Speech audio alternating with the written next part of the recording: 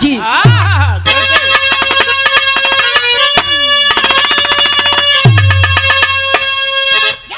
गाँव गौरा की हाबीर गाथा अमर, सावर लोरी कटेगा सना रक्त में, ताल के गाल जब दोनों भाई गया, जब न डूबा था परिवार उस वक्त में। एक दिन दुर्गा अभोरिक से कहने लगी, अरे जब तक पिंडा न पाएंगे पूरा वजह में, जीव उद्धार होगा नहीं दोनों का। शोक में पड़ गए सुने अभोरिक वचन।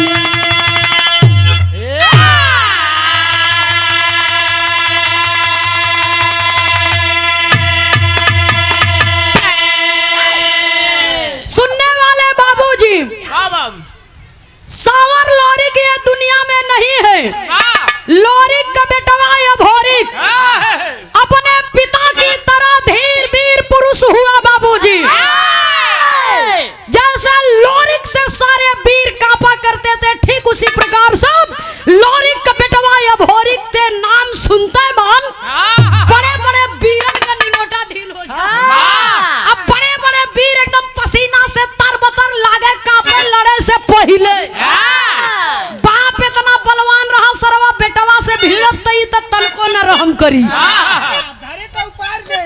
सुनने वाले बाबूजी, एक दिन अभोरिक माता दुर्गा के मंदिर में पूजा करने के लिए पहुंचे और विधिवत जब पूजा किया तो माँ दुर्गा प्रसन्न होकर के प्रकट हो गई। बिरहा में एक लाइन कव्वाली का भाव है मास्टर साहब।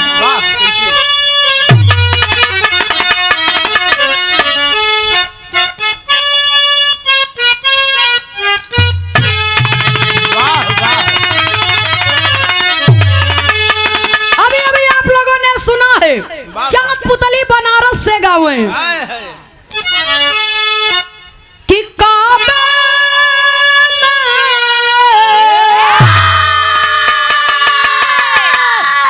तेरा जलवा काशी में नजारा है, हमें ये भी प्यारा है, हमें वो भी प्यारा है। लेकिन बिरहा में कवि को संकेत करना पड़ा, कहना है अरे सब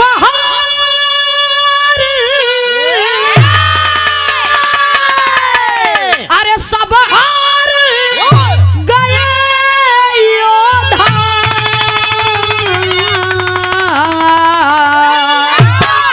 तो सब हार गया योद्धा गौरा के जवानों से।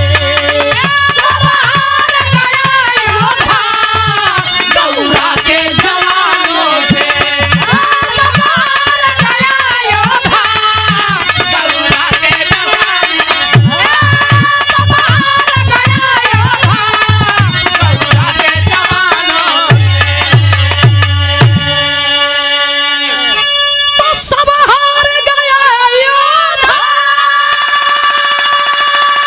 जवानी में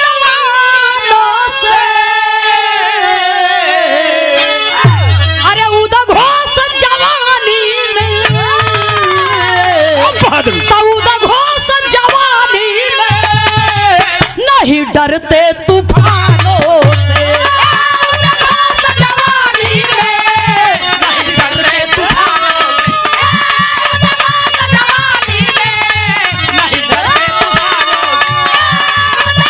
जवानी में नहीं डरते तूफानों से।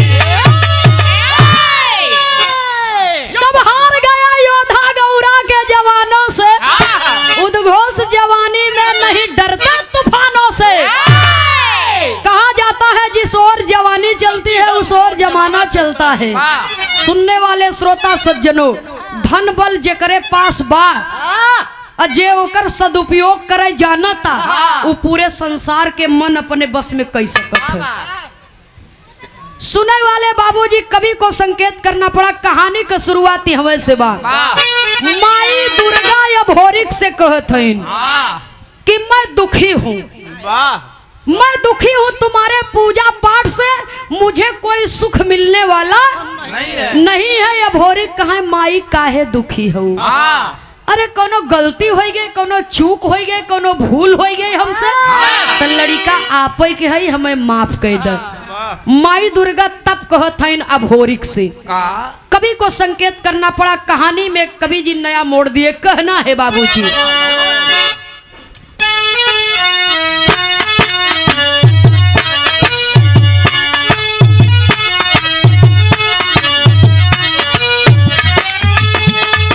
सुनत बचनिया माँ दुर्गा के भोरी के दुख बढ़ाय पार, कहन लगे मजरी से जाके माता एक प्रश्न बरियार, पिंडा अब तक मिला न पितु के, कारण कवन कहो निरुआर। सुनत बचनिया का भोरी के माई कैली टार बेटार, सुनत बचनिया का भोरी के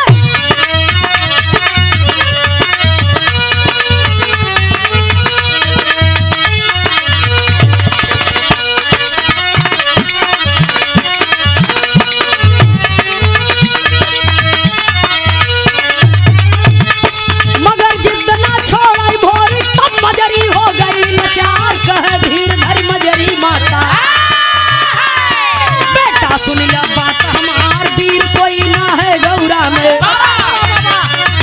जो स्वामी का करे उद्धार, दबल जवन बाया गहिया में, कही लतो से आज दिखार, दबल जवन बाया गहिया में।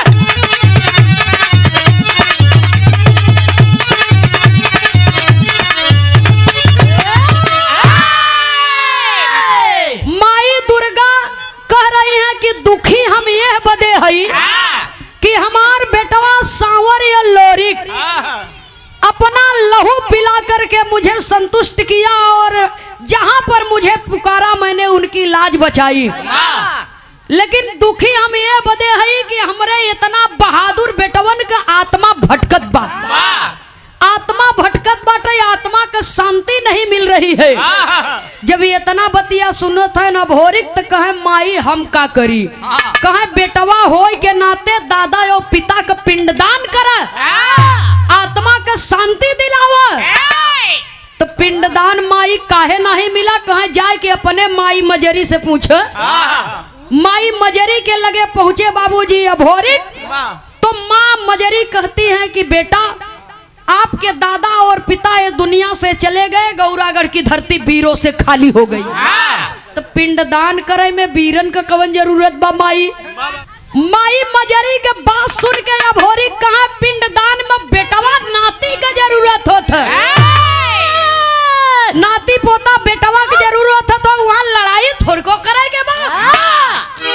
माई मजरी कहा यही तो समस्या है बेटा, यही तो समस्या है। पिपरी का राजा सुरपति अपनी सेना लेकर के आता है काशी की धरती पर, और जे उसे पहले पिंडदान कर देता ओकर गर्दन उड़ाई देता, और अपने परिवार के परचम सबसे आगे लहराया हुआ आज तक चला आ रहा है।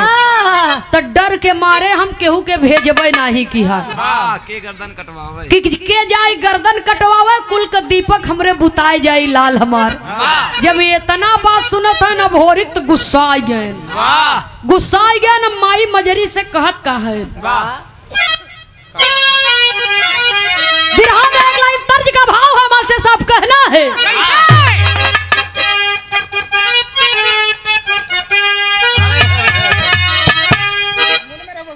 अरे छोड़ी गई रे रात सुतले से जरिया। लेकिन बिरहा में कवि को संकेत करना पड़ा बाबूजी। अभोरिक माँ मजरी से कहते हैं अरे मिटाई दे बई हो उनकर बाढ़ल गुमनवा, मिटा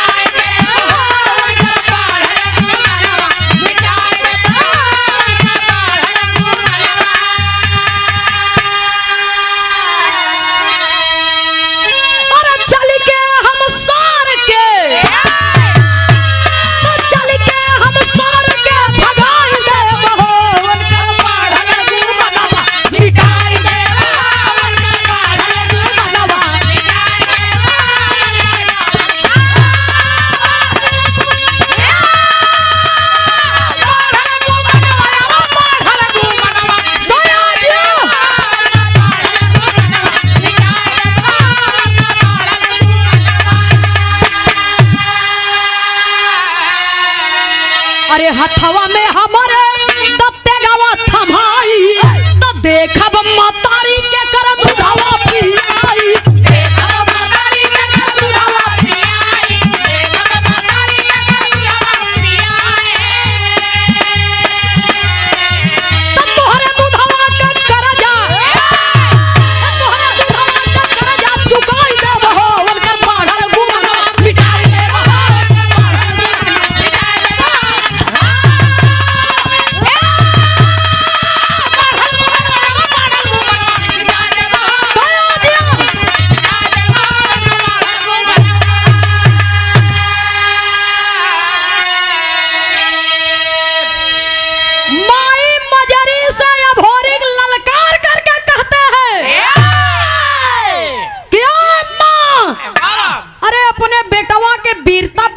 भरोसा नहीं बा। अपने बेटवा के वीरता पर आपको तनिक भी विश्वास नहीं है जो ऐसी बात आप कह रही हैं। अरे लोरिक यादव की पत्नी और अभोरिक की माँ को ऐसी बात शोभा नहीं देती है। आप मेरी माँ हो, आप स्वयं एक वीरांगना हो। जब ये इतना बात सुनती हैं बाबूजी मजरी, तो आज बेटवा के इतना बढ़ियार बात सुन के माई के हृदय गदगद हो। माँ खुश हो गई और अपने बेटे अभोरिक को आशीर्वाद देती है। आरती की थाल सजाए के बेटवा के माथे पर तिलक लगाई के और माथा चूम लेती है, बेटवा का बलैया ले लेती है माँ। और अपने स्वर्गीय पति लोरिक यादव की तलवार लेकर के अपने बेटे के हाथ में पकड़ा देती है ले बेटा कि ये तुम्हारे पिताजी का आशीर्वाद है और माँ की दुआ है। जब पिता और माता जी का आशीर्वाद बेटा पाया है तो चला है बाबूजी। घोड़े को एड़ लगाया और सवार हुआ चल दिया। माई दुर्गा का जय जयकार करते हुए चल दिया तो कवि को संकेत करना पड़ा। एक लाइन तर्ज का भाव है।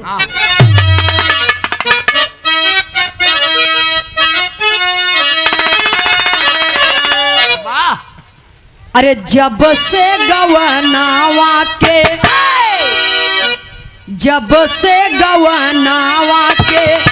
दिनवा धरा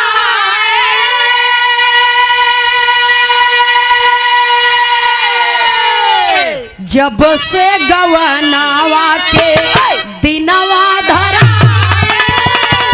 रतिया नन्ही दलावे देहतिया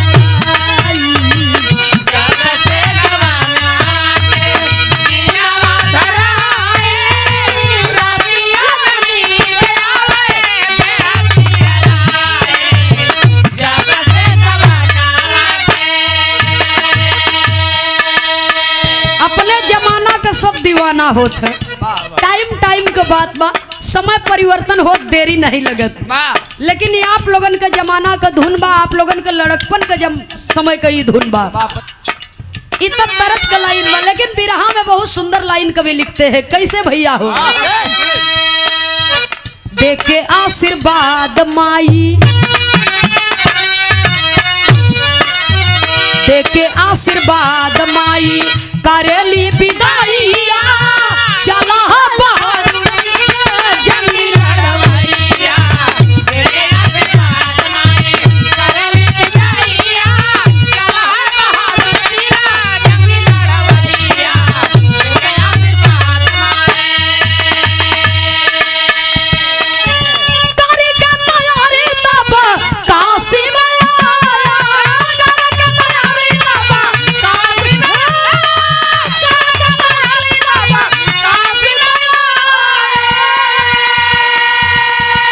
सुनाया शशिधर पांड्या से अरज सुनाया शशिधर पांड्या से अरज सुनाया।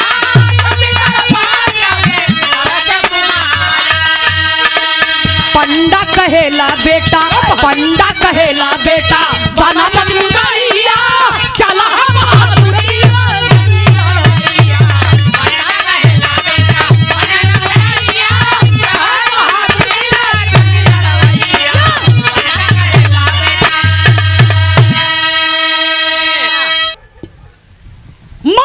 आशीर्वाद पाया है और घोड़े पर सवार होकर के माँ दुर्गा का जय जयकार करते हुए और बहादुर यदुवंश खानदान का बेटा चल दिया, काशी की धरती पर आया।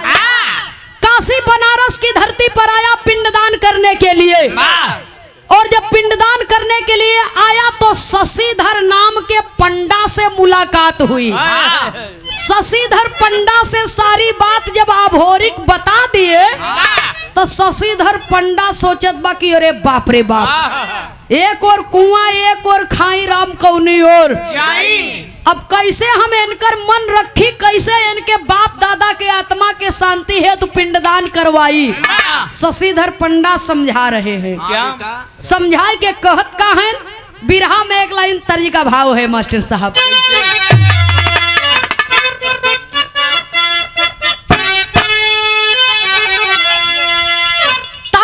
फैजाबादी जी का ये गीत रही, अपने जमाने का सुपरहिट गीत रही बाबूजी।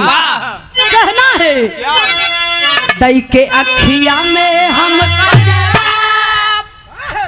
दई के अखिया में हम मरब सबकी ओरिया नजरा, कोई का करी है वो कोई का करी है। शशिधर पंडा समझा रहे हैं, लोरिक का उम्र देख के समझावत हैं कि बेटा हमार बात सुन ला। बड़ा प्यार से सोहरा के, बड़ा फुसिला के समझा के कहत का है अब ही नाजुक बाई उमरिया, ए बेटा अब ही नाजुक बाई उमरिया, झूठ करेला जबरिया बतिया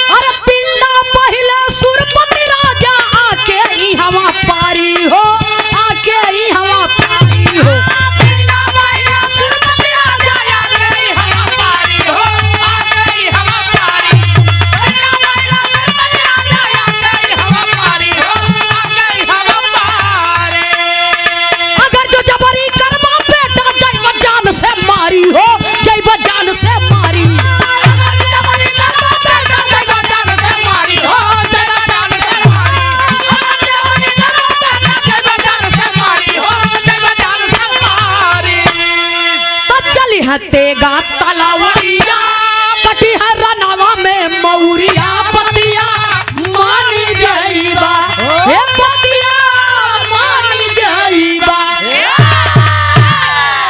शशिधर पंडा समझा रहे हैं कि बड़ा कसाई और निर्दयी राजा है वो। उसके मन में तनिक भी दया नहीं है। वो बालक जवान बूढ़ा किसी को नहीं देखता है। वो आएगा तो आपकी गर्दन धड़ से अलग कर देगा और उसके वीरता के सामने और उसके सैनिक के सामने कोई टिकता नहीं है। आज तक जो भी आया वो जान से मारा गया। भैया हो शशिधर पंडा समझा रहे हैं कि बेटा बात मान जा, मान जा। महतारी का एक लौता चिराग है, अगर मारा जाबा तो माई बहुत रोई बहुत तड़पी। माई के ऊपर तनी दया कर कि जो माँ ने अपना सुहाग खो दिया है वो बेटे को खो देगी तो कैसे जिंदा रहेगी। माई का गोदिया उजर जाई बाबू, वापस चल जा। समझावा था शशिधर पंडा और तब तक अभोरिक शशिधर पंडा की बात सुन करके तमतमा गए और कहते क्या है, कवि को बिरहा शैली में टेरी के भाव में लिखना पड़ा।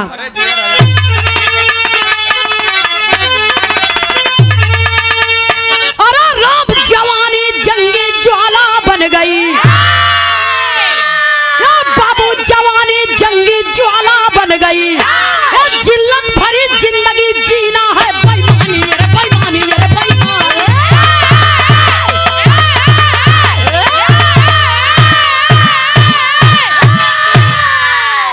कर क्रोध अभोरी कहन लगे, कर क्रोध अभोरी कहन लगे पिंडा मैं पहले पारूंगा और रुकावट जो कोई मर जाऊंगा या मारूंगा।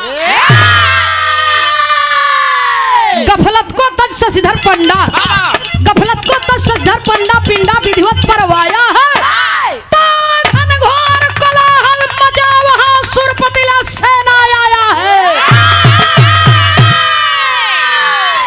शशिधर पंडा समझावत है ना, तबले उछड़ के अभोरिक बोल पड़े।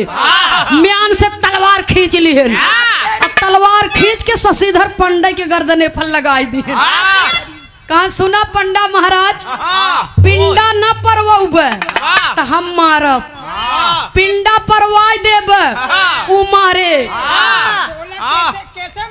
का विचार बा ओहर जाब कि यह रहब? हम बढ़िया मारब। हाँ एक बैगो मारो। दाई में वार करब तो कटाई के फेंकाई जा। जब ये इतना बात सुने शशिधर पंडा तो लागे थर थर कांपे। अरे बाप रे बाप, जल्दी वाला मरवा बतावा कि हे भगवान अब हम का करी? एहर जाई तऊ आफत, ओहर जाई तऊ आफत बा, जाए तो वही सारे कहती जिंदगी भर लड़ाई लड़े है। अब आज एहर चलत है, देख अब आज एहर चलत है। ये वीर पुरुष हैं, हो सकत का जान बचाए ले, नहीं मरा मुआ तो है ये जिंदगी गई समझे। अब वही बाबूजी सारी गफलत को, टेंशन को तज करके शशिधर पंडा विधि पूर्वक अभोरी के हाथों से सांवर लोरी के आत्मा के शांति हेतु पिंडदान करवा दिए। पिंडदान करवा दिए। कहे जा भैया तोहार छुट्टी हो गई, अब फंसा हम है, जवन होए तो देखा जाए। पिंडदान तो हो गया, तो जे रारी मनई रहा था, जे करे झगड़ा सुझबई करे तो उ खोजत रहा था, झगड़ा करे के जर हेरत रहा था कि लड़ाई कैसे होए। अगर शशिधर पंडा पिंडदान करवा दिहन तो राजा अगर पहले पिंडदान करना चाहता है तो राजा को पहले आना चाहिए, लेकिन उसके मन में अहंकार है, धन बल का अहंकार है कि मैं धरती के सारे वीरों को मार करके विश्व विजेता बनूंगा। उसके मन में विश्व विजेता बनने का ख्वाब है, अहंकार है बाबूजी, और अपनी तमाम सेना, अनगिनत सेना को लेकर के चल देता है अभोरिक से लड़ाई करने के लिए। और जब अभोरिक देखते हैं शशिधर पंडा से, कहे महाराज जी कहा यही बड़े कब्बे की हरकत है, मानत नहीं है, अब जा, अब लोहा ला लड़ाई ला, और हम तो बझई है आई के हमार जवन होए तवन देखा जाए, हम सोचत है तोहार का होए। तब कवि को संकेत करना पड़ा, ललकार दिए अभोरिक, और करते क्या है। बिरहा में तर्ज है मास्टर साहब, लेकिन तर्ज से बढ़िया फर्ज बा, क्या कहना है।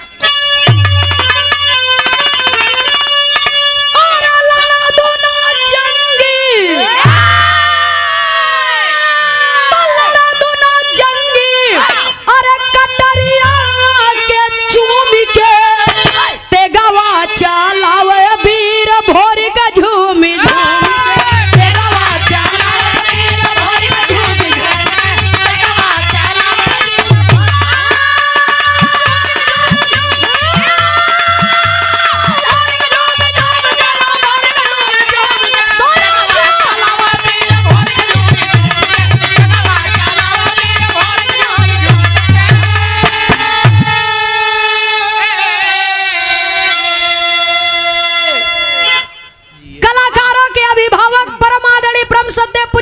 श्री गिरधारी लाल यादव जी केवटा वीर की पावन धरती से पूजनीय बाबूजी की ओर से ये बहुत सारा आशीर्वाद, अनमोल पुरस्कार आया है। इसकी गिनती हमारे बस में नहीं है, मैं कोटि कोटि आपको प्रणाम करती हूँ। आशीर्वाद दे कि हम बच्चे अपने कला क्षेत्र के फल में हमेशा कामयाब हो। उपस्थित सकल पंच को सादर नमन, आशीर्वाद की कामना है। एक गीत के भाव पर दिए हैं, कहना है बाबूजी क्या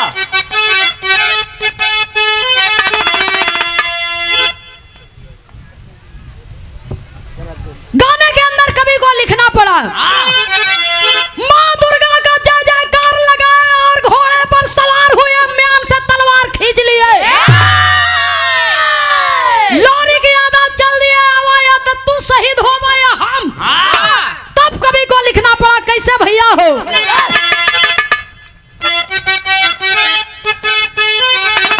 अरे छक्का छुटल सेना सुरपति के भागी, अरे राजा के उल्टी मुश्किल हमें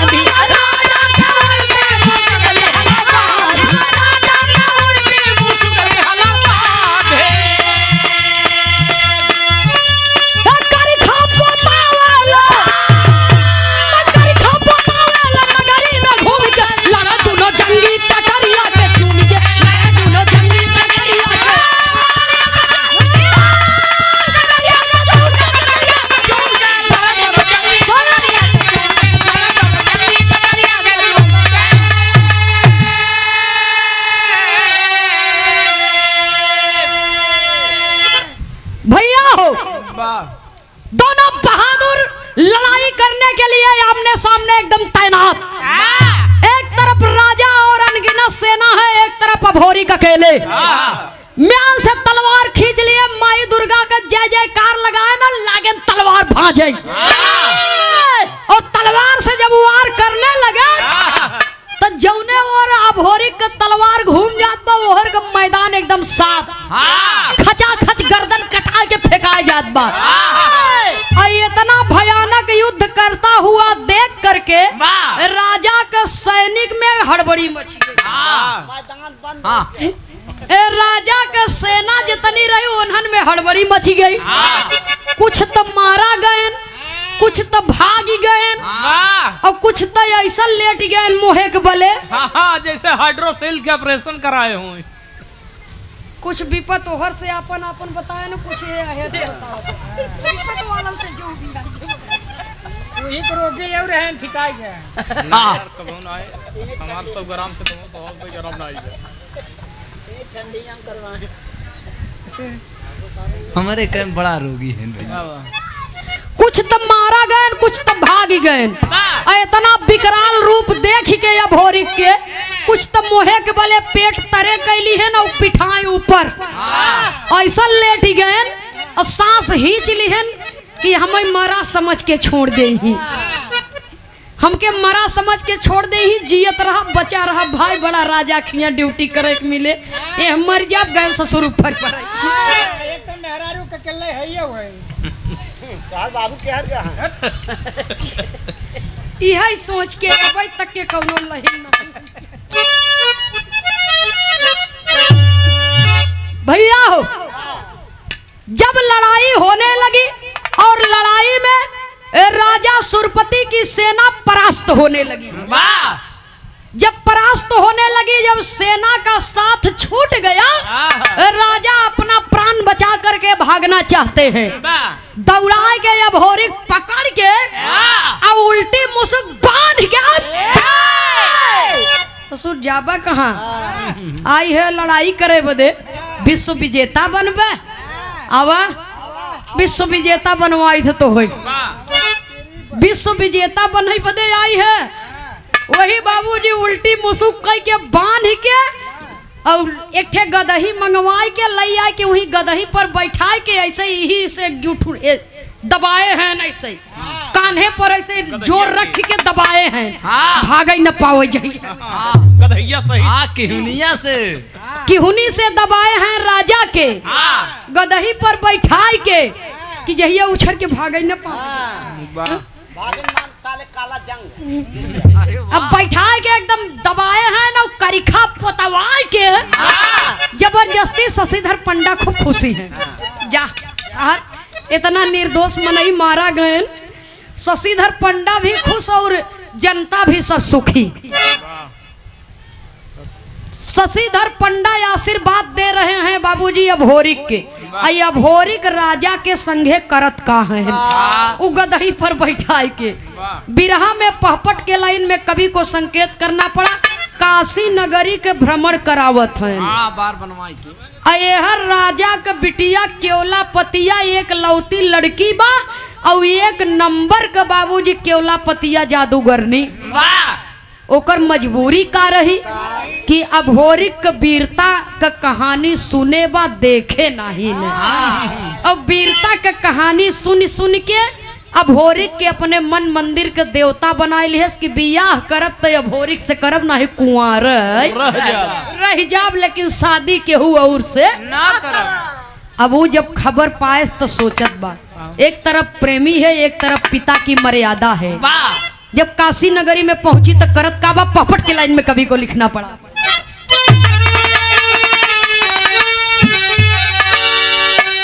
अरे सुरपत सुताबा आई केवला पतिया काशी नगरी में, सुरपत सुताबा आई केवला पतिया काशी नगरी में, और देख दशा बाबू पे पीटे छतिया काशी नगरी में।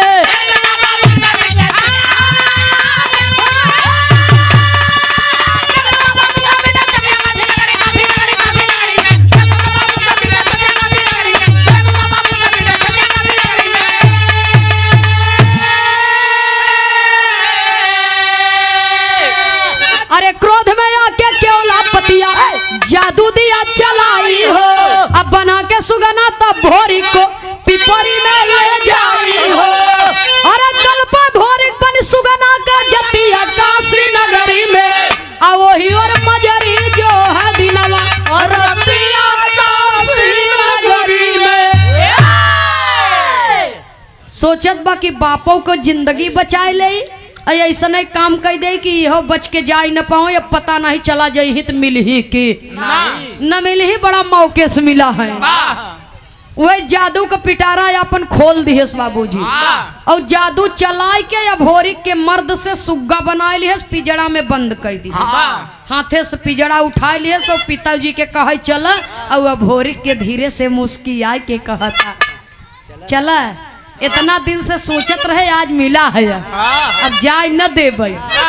पिजड़ा उठाए सो पिपरी की ओर लेके चल दिया, और राजमहल में गई बाबूजी। तो दिन की सुग्गा बनोई, रात की मर्द बनाओई।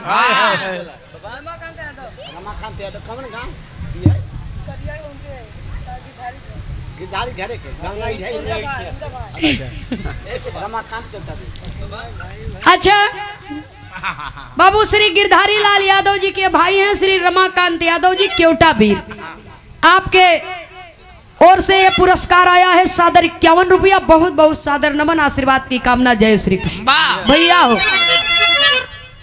आल्हा के लाइन में कवि को संकेत करना पड़ा, कहना है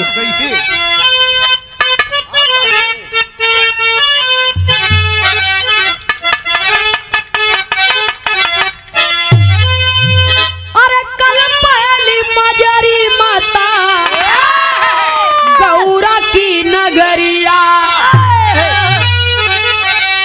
अब तक न अइले हमारे गोदी का दूल्हा।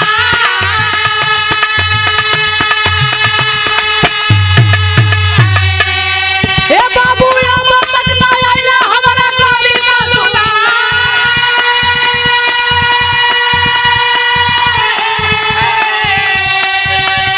चले देवराई चनराई दोनों जना,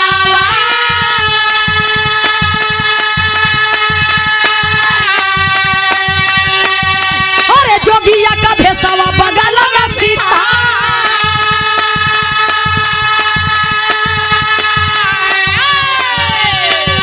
अरे काशी नगरी में जाके पता वाला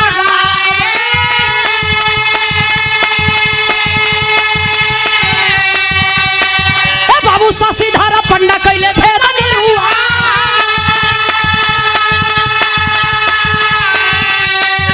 अरे सुगना बना के ले गए सुरपत के छोकरी।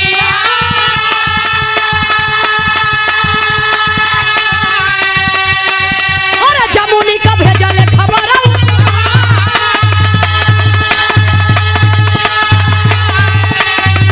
अरे नीचा बतेगा ऊपर बाजत बसी तारा।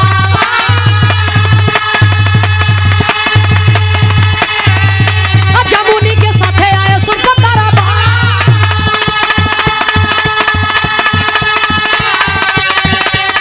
बाबू झूमी करके तीनों जोगी गावल भजनिया।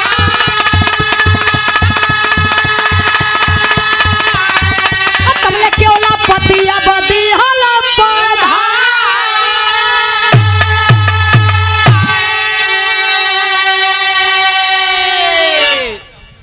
सुने वाले बाबूजी कवि को लिखना पड़ा। काशी नगरी में देवराइच और चनराइच पहुंचे, शशिधर पंडा से मुलाकात हुई, सारी बात बता दिए। देवराइच चनराइच समझ गए कि जादू का मारबा, तेगा तलवार से फरियाए। जमुनी भी एक नंबर के जादूगरनी रही। जमुनी के भेजे खबर है और बुला लिए। देवराइच चनराइच जोगी बन गए, जमुनी जोगन बन गई। जोगिया बाना पहर लिए, फेटा कटार जोगिया बाना के नीचे। हाँ, और सरंगी औरंगी लैली है, लागन भजन गावत। भजन गावत गावत पहुंचे राजा सुरपति के दरबार में। राजा सुरपति के दरबार में जब पहुंचे तो जितना दरबारी रहे, जितना सिपाही लोग सब रहे, जहाँ जहाँ जेकर ड्यूटी रहे, जहाँ तक वो जोगी और जोगन के भजन का आवाज पहुंचे, लोग झूम जाए।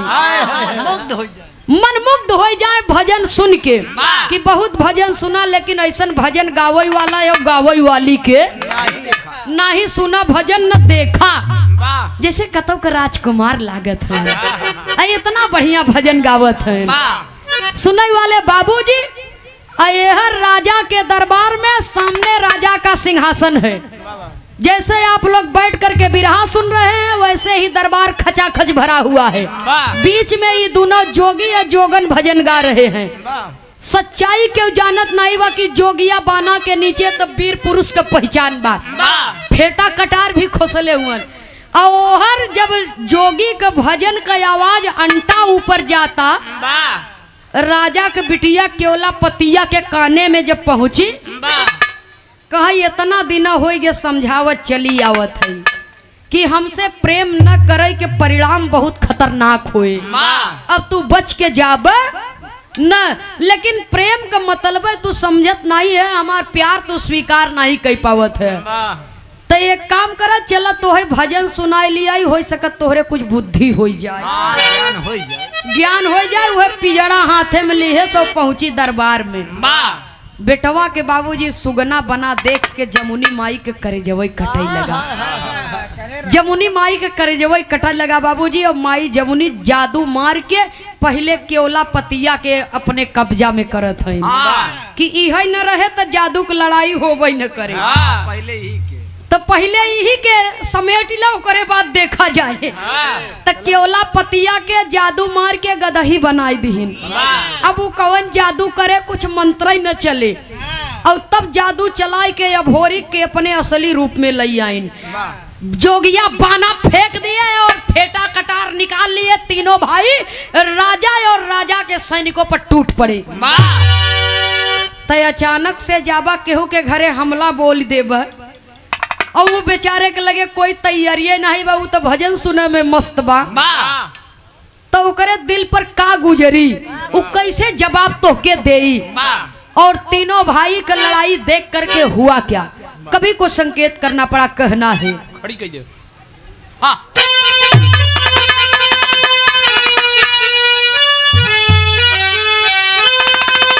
अरे देखी हाल सब सुरपति के, अरे उलटी गई पुतारी।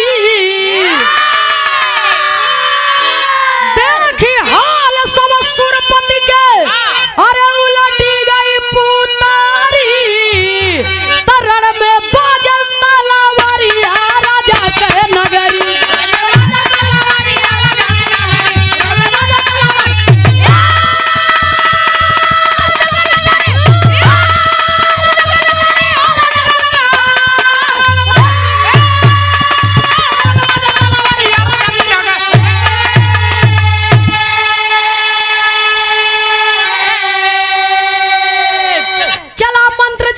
उस दम धोरी को मर्द बनाए,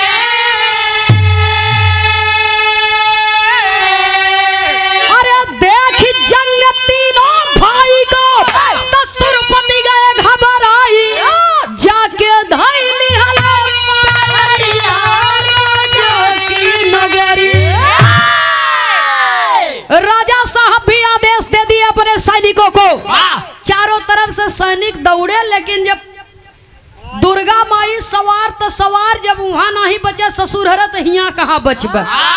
तो हर बिटिया धोखे से हम पकड़ के यहाँ ले आए, लेकिन यहाँ तो जरूर तो के मारब। अब तोहार कहानी खत्म करके तब लौटब हम।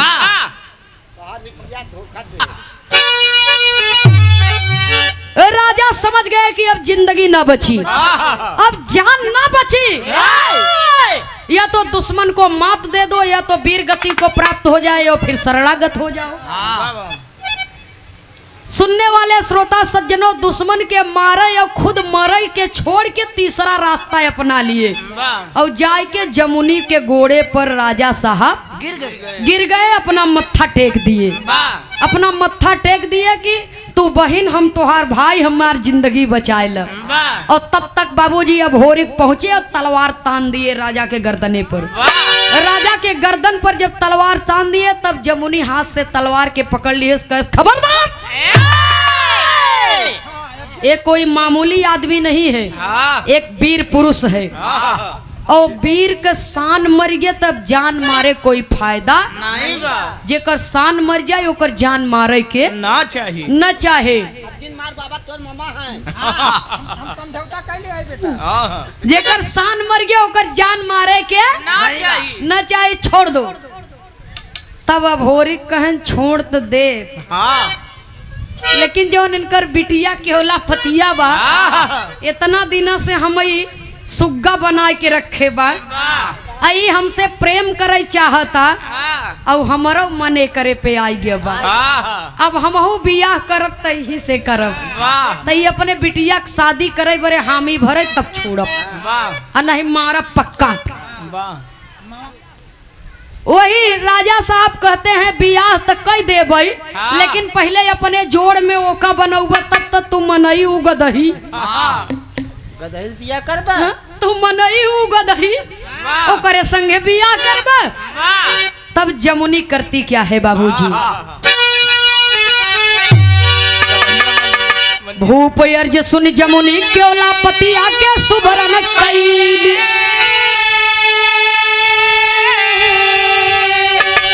अरे दिए हाथ में हाथ भूप तब घर के बहू बनैली ओढ़ली बालम के चुनरिया राजा की नगर।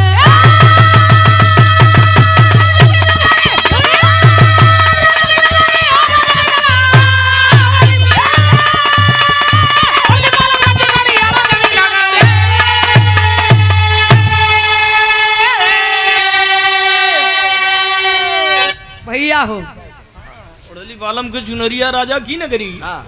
तब जमुनी मंत्र चलाए के उनके गदही से लड़की बनाए, हाँ लड़की बनाई तब का की है? और जब केवला पतिया अपने असली रूप में आई गई तो राजा साहब अपनी बेटी का शादी करने का फैसला ले लिए अभोरिक के साथ में। पंडित बुलवान। अब पंडित के बोलाए के दिन बार धराई गवा, हाँ तब कवि के लिखना पड़ा बाबूजी।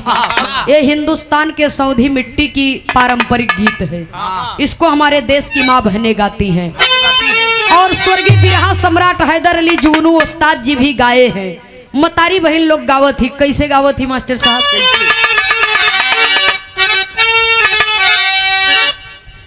अरे राजा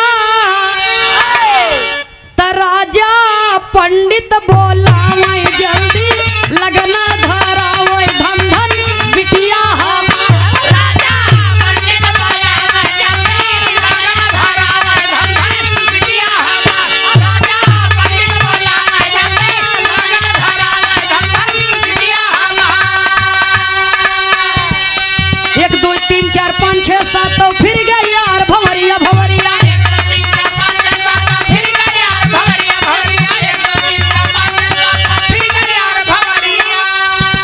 अरे दुल्हन बन के चली भाईली तब, दुल्हन बन के चली भाईली तब राजा जी के कुंवरिया।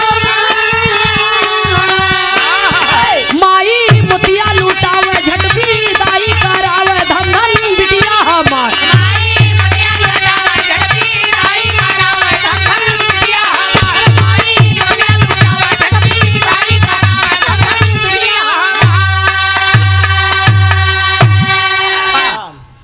बड़े प्रेम पूर्वक से सम्मान के साथ रीति रिवाज के साथ शादी संपन्न हुई। हाँ वो हर पिंडदान हर शादी भी शादी संपन्न हुई। जब दुल्हन लिया के घरे पहुंचे थे, वीरता का परिचय देते हुए एक बेटे का फर्ज निभाए, अपने दादा और पिता के आत्मा के शांति है तो पिंडदान भी किए, राजा का घमंड भी तोड़े बाबा और अपनी प्रेमिका के प्रेम का सम्मान करते हुए उसे अपनी पत्नी के रूप में स्वीकार किए। वाह जब घरे पहुंचे थे, माई मजरी बेटवा बहू के आरती उतार के आशीर्वाद देते कि वाह बेटवा हो तो या भौरी की नहीं हो। चाहे 2 महीना और बढ़ा के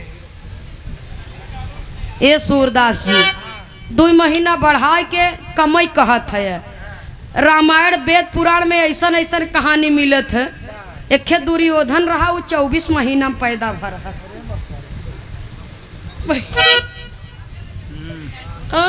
चलिए हाँ ट्यूमर रहा सर। एक ही मूड़ और 2 हाथ 2 गोड़ शरीरी में इतना बा इतना पैदा करे में तो एम्बुलेंस का जरूरत पड़त। 20-20 कैसे माई पैदा करत रहिन गदेला। अब लिखे वाले पूछे खुद भैया कितना पैसा हंसी मजाक अपने जगह पर है, जिंदगी है ये जीवन में किसी के पास टाइम केहू के लिए केहू के पास समय नहीं बा। थोड़ा यही गाना बजाना और एक दूसरे से मिलना जुलना ये जिंदगी के कलाकारों के लिए तो ये सबसे बड़ा उपहार है। ये दुनिया में धरती वीरों से खाली नहीं है। गुरु घराने के परिचय के साथ में कवि को संकेत करना पड़ा।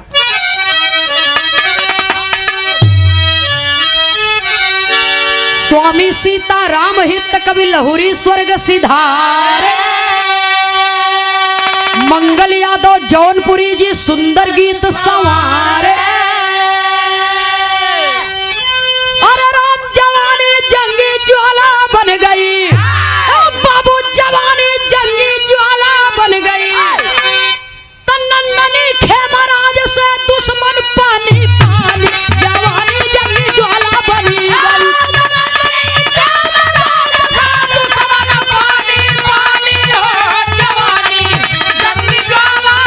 जय हो।